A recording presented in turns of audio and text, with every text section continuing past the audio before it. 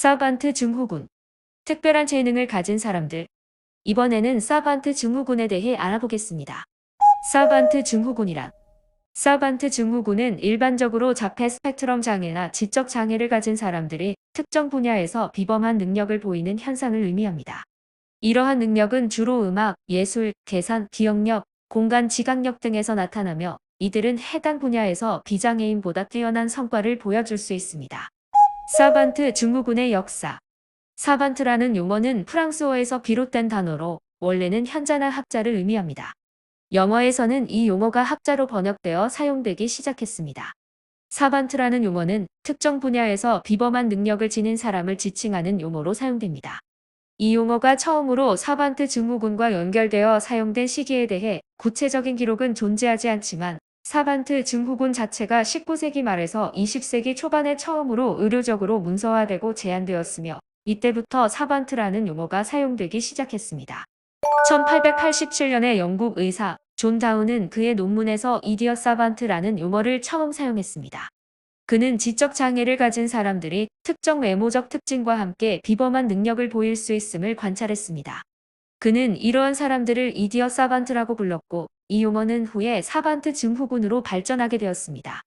이는 바보 천재라는 의미로 지적 장애를 가진 사람이 특정 분야에서 비범한 능력을 보이는 현상을 설명하는 데 사용되었습니다. 이디엇 사반트라는 용어는 당시 의학적 용어로 사용되었으나 현대에서는 그 용어가 지닌 부정적인 의미 때문에 사용되지 않습니다. 20세기에 들어서면서 사반트 증후군에 대한 과학적 연구가 활발히 이루어졌습니다.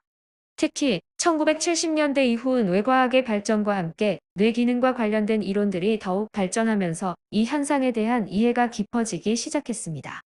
특히 미국의 정신과 의사인 데롤 트래퍼트는 사반트 증후군에 대한 세부적인 연구를 수행하고 많은 사례들을 문서화하였습니다. 그의 연구는 이 현상을 더 깊이 이해하는 데 기여하였고 그의 저서와 논문들은 전 세계적으로 이 주제에 대한 관심을 증폭시키는 데 기여했습니다. 사반트 증후군의 특징. 사반트 증후군은 의학에서 공식적으로 인정된 별도의 진단 기준이나 질병 분류 체계에 포함되어 있지 않습니다. 따라서 사반트 증후군에 대한 질병이나 장애로서 별도의 의학적 진단 기준이나 코드가 존재하지 않습니다. 사반트 증후군을 가진 개인들은 일반적으로 자폐 스펙트럼 장애나 지적 장애와 관련이 있을 수 있지만 이들의 특수한 능력과 현상은 개인마다 다를 수 있으며 일반적인 진단 체계로는 충분히 설명하기 어렵습니다. 사반트 증후군을 연구하고 이해하기 위한 다양한 접근법과 과학적 연구는 진행 중이며 이들의 능력을 이해하고 최대한 발전시키는 방법에 대한 연구도 진행되고 있습니다. 그러나 현재까지는 사반트 증후군을 진단하는 명확한 의학적 기준이나 절차는 정립되어 있지 않습니다. 사반트 증후군의 특징입니다. 비범한 능력. 사반트 증후군을 가진 사람들은 일반적으로 특정 분야에서 놀라운 능력을 발휘합니다. 예를 들어 피아노를 한 번 듣고 완벽하게 연주할 수 있거나 복잡한 수학 문제를 빠르게 풀 수 있는 능력이 있습니다. 자폐 스펙트럼 장애, 지적 장애와의 공존. 이 증후군을 가진 사람들 중 많은 수가 자폐 스펙트럼 장애 또는 지적 장애를 동반하고 있습니다. 이로 인해 일상생활에서의 어려움을 겪을 수 있습니다. 기억력. 사반트 증후군을 가진 사람들은 특정 유형의 기억력에서 뛰어난 능력을 보입니다. 예를 들어 날짜 계산, 전화번호 암기, 긴 텍스트의 암송 등에서 두드러진 기억력을 나타낼 수 있습니다. 사반트 증후군 사례. 킴픽.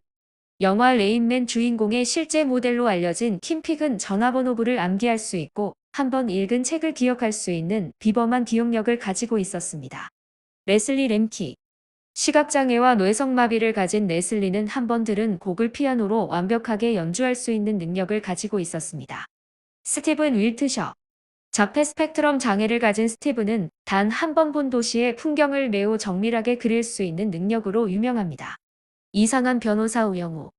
이 드라마는 자폐 스펙트럼 장애를 가진 천재 변호사 우영우의 이야기를 다룹니다. 그녀는 독특한 사고방식과 뛰어난 기억력을 통해 복잡한 법적 문제를 해결해 나갑니다. 굿 닥터. 이 드라마는 자폐 스펙트럼 장애와 사반트 증후군을 가진 천재 의사 박시온의 이야기를 다룹니다. 원인 및 연구. 사반트 증후군의 정확한 원인은 아직 명확하게 밝혀지지 않았지만 몇 가지 가설이 있습니다. 일부 연구자들은 뇌의 특정 부분이 손상되었을 때 다른 부분이 과도하게 발달하는 것을 원인으로 보고 있습니다.